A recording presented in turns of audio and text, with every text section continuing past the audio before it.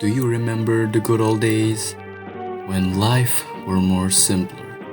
The newest hit game just released and you begged your parents for it. Once you got it, you just tune in to the game that will change your life. Remember that? Well, I don't. Living in Southeast Asia can be a double-edged sword. On one aspect, you get to enjoy the vast culture, such as the delicious local cuisine served for you. On the other hand, you'll get crazy prices like these. So, growing up, I never got to experience, that is, premium games or paid games. Because every time I ask, they will always find a way to counter my argument. So I just got stuck with free games, like, I don't know, Animal Jam? Do you guys remember that? Just playing that is boring for a 6-year-old, so what else to do than watch YouTubers play games? I couldn't. Hey, how's it going? I've actually got something for you. This is the bread that you asked me to get, and you can now go make me a sandwich. DanTDM is the absolute GOAT. I used to watch him and him only. Well, I do kind of watch Evan too, but who cares? I don't know why, but like, I was very picky with everything back then. Kind of is still. So yeah, I never really cared if popular MMOs was arrested for beating up a cop, but watching him always made me want to play Minecraft. In fact, every games he played. But usually they're paid or vulgar until one day, on 13th June 2015, he uploaded his first ever Roblox video. So like the usual, I decided to check this game out, and to the surprise of my child self, it's free! It's free! Now I can finally play like DanTDM. I used to go back from school and immediately log into Roblox, playing natural disaster survival, prison life, work in a pizza place, and who couldn't forget hide and seek extreme? Well, that's all in the past, and honestly, Roblox isn't as fun as it used to be. Major factors that most games are literally baby's first gambling. But the state of Roblox games already has a bunch of videos covering it, so let's just focus on the YouTubers. After playing Roblox, I finally decided to branch off to watch other creators. I'm sure a lot of you have been wondering where I have been, and the answer to that is prison. DenisDaily is literally just DanTDM, but if he was hyper obsessed with this Lego game. There was even a time where he quote-unquote quit Roblox, only to return to Roblox a few months later. He will literally make any type of videos about Roblox, primarily obby videos. I used to watch him back at grade school, tune into all of his videos. Those were the good days.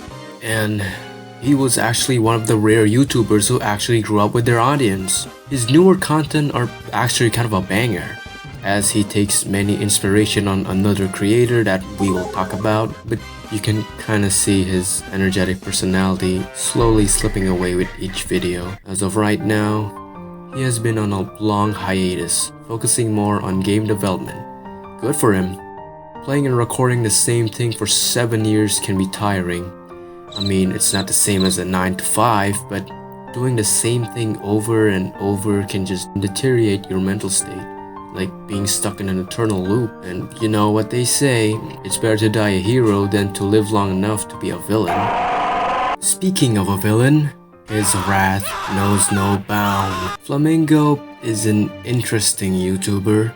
He makes trolling videos with the main appeal of learning how much of a psychopath this man is. Peak content. I was already a 6th grader. I need something mature to watch. I don't want to watch those kiddie bullshit. And Flamingo is the perfect YouTuber to watch. I never watch Albert stuff. Unlike most of my childhood YouTubers, I actually still actively watch his videos. Similar to Denis, he actually knows his audience and he grew up with them. I mean, his fans can be questionable at times, but he can't really control them, so it's not his fault. So I don't think he's ruining Roblox that much. There's also his group of friends that make pretty similar content to him, with standouts such as Laughability with his well-edited videos and Tempress, the absolute GOAT. Totally not biased or anything. I was about to say they're underrated, but Come on, you have eyes. You wanna know who's underrated? Jackeryz. I first discovered Jackeryz when I was obsessed with Arsenal, watching creators like John Roblox or Chaseruni. Jackeryz is different. He made Roblox rumble. But okay, the reason why I got hooked by his channel is because of his silly animation about Roblox game, mostly Arsenal. I mean, these videos are not comedy gold, but it's still charming. And what do you know, when I was a 9-year-old, I was on my YouTuber phase, so I just trace his art style and call it a day. What the hell is wrong with you? These videos aren't even good. They're straight up an insult to Jackeryz. Dare I say cringe. Say that again? CorlHorl is a close friend of Denis and a part of a once big group, the Pals, which is a group consisted of 4 other people that makes the exact same content, starting from making Minecraft videos to bullying children online. On February 2019, a fan spent $100 for a senior school jersey and having the Pals written on it. Aw, what a sweet thing to do. I wonder how one of the members' thoughts on this. Interesting. Yeah, that pretty much destroyed his career, and he wanted to make sure it's the size of an atom and just release this photo on prompt. Honest thought? Don't care. Yeah, I did watch the Pals, but that was so I could get more Denis, never really care about the other members. Honestly, great to have people you like never turn out to be bad people, am I right? NapkinNate was one of the many jailbreak YouTubers out there, but there's something about him that made his content endearing compared to others. Is it his unhinged screams? Is it his best friend Gooby? Or is it the fact that I created a Wattpad story about them? Yeah, for some reason I decided to make a fanfic about these 2 YouTubers in Wattpad of all places. But don't worry, it's not yaoi or anything, it's just a novelization of several videos of his. Doesn't help that I also created a screaming compilation that got more views than my last video. Fuck you. Why is a video of an abuser screaming got that much? Speaking of, apparently he likes jailbreak so much that he decided to immerse to the world of a jail cell. Like, I don't know, 4 times with different crimes each. But in all seriousness, he suffered a lot of mental health issues. And his life is all around bad. He's not the best person, but I still do wish him the best. Unlike his friend Gooby, who turned out to be a groomer. What the fuck? You know who else likes this? Groom children. KonekoKitten. KonekoKitten is by far the worst one for me. I used to watch him on a regular basis, and in a way, this channel is kind of inspired by his videos. Well, not really, it's more Chazington than anything. He uploads commentary videos about the state of Roblox around that time, gameplay, and drama. Well, he liked covering drama so much, so why don't we make it ourselves? On 16 October 2020, he responded to an accusation that he was in what could be considered a pedophilic relationship, which he unfortunately confirmed it. This, without a doubt, ended his career. From what seems like a silly and nice guy that turned out to be an awful person.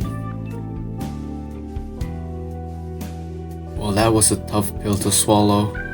Now, what can we learn from this video?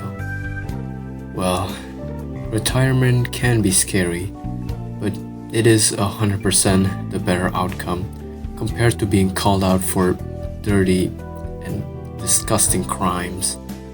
As for those who still stuck around, cherish them, but not idolizing them, as it might turn into a double-edged sword in the future. But if you were actually listening throughout the video, you know I'm just pulling shit out of my ass.